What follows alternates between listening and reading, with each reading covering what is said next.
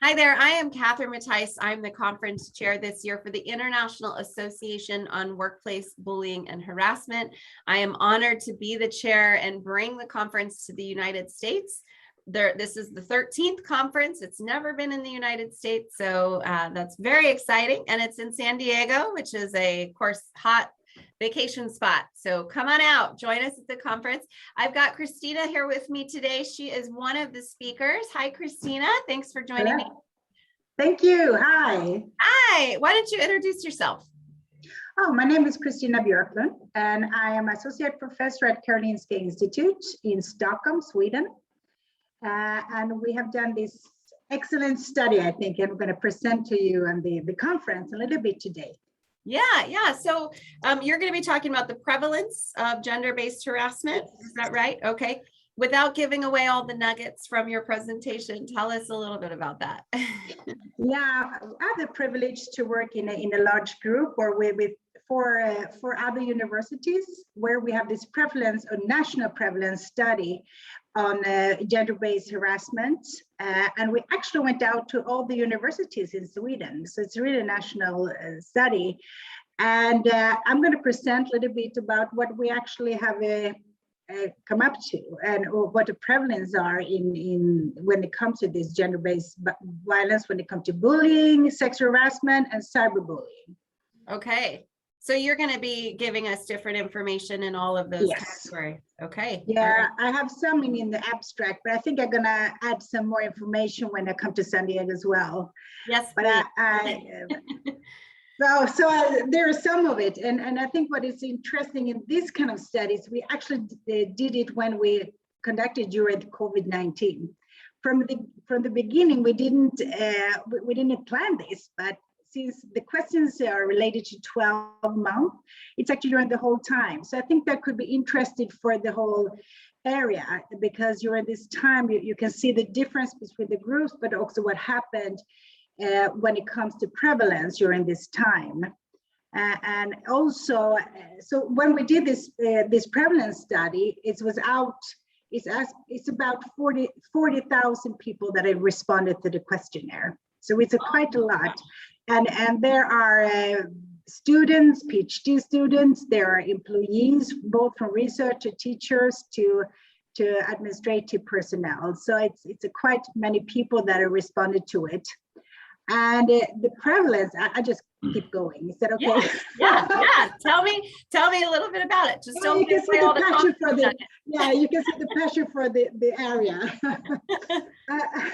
And what we did see, it's about 7%. If you look at the whole population, it's 7% that have experienced bullying.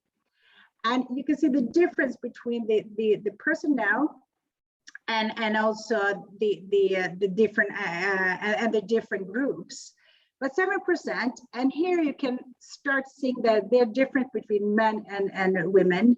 And here you can see there's more women than men that experience being exposed, and that was bullying. And the other ones is cyberbullying. We thought this is during the COVID-19, and actually maybe the bullying has changed, or they have moved to more cyberspace than in IRL, I mean in real life. But we could see still though, it's more that have experienced this normal bullying, but maybe the classic bullying than cyberbullying. It was about 5% or 6%, and still there are more women than men that have experienced being bullied.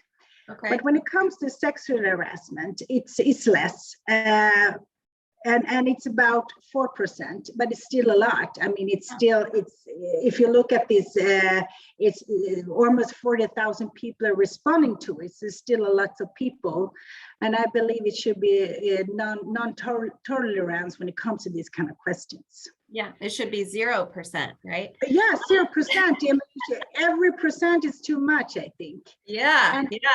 Well, there's another conference presenter there, Angelo Soares, who you may know from Canada, and he'll be there. He did something similar there in Canada related to COVID specifically. So I feel like you two will have a good conversation. Yeah, this is great just to compare, I think. And we did have some questions about the COVID-19 as well. And actually, Most of the people say, no, it hasn't changed, it's the same. But about 5 to 6% have responded that, yeah, it's decreased a little bit. So I'm if surprised. something that is positive with COVID is that it's decreasing a little bit. But I hope we can learn from this, what have happened there, and what is going on with these kind of matters. And I would have thought it would have gone up instead of down. Sure, no.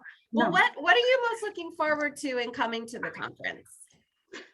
I'm looking forward to present this, where unfortunately we have some numbers, and also looking at that it's the students that is more exposed to when it comes to sexual harassment, and the personnel and the universities, the personnel at the university is more exposed to bullying, and have this discussion, I think, and what can we do about it. And I have been in San Diego. I love San Diego. All right. Well, we're going to be right on the water. It's almost like southern part of France, this ocean, this great people. And I'm really, really looking forward to meet all the other researchers. I mean, can you imagine have a whole conference with this kind of subject and have this change, if we can change the studies, and also have this discussion, what can we do about it? And my research, it's a lot about intervention, implementation. So I like to go further. We have the numbers, but what can we do about it? So I hope I can find someone to discuss that. I really looking forward to it. Will be able to. And that's the thing too, is it's practitioners there too. So you'll have attorneys and therapists and consultants and coaches, and it's really great to talk to different people who come at this topic from so many different ways, and together hopefully we can eradicate it, right? So thank you, Christina. It was great chatting with you, and I look forward to meeting you in person in San Diego in September. I hope to meet you too. I'm really looking forward to it. All right. Thank you.